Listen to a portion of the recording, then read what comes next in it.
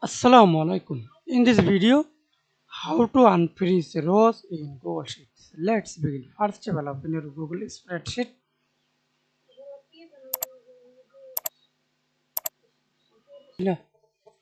Then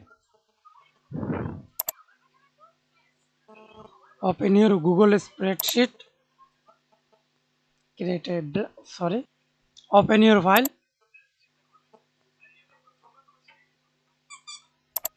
and now we can see this.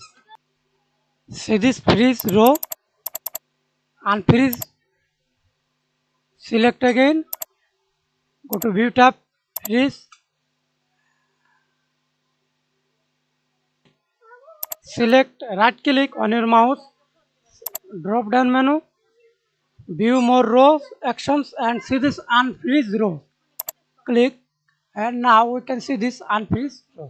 Thanks for watching video. Please subscribe to my channel, like, comment, share.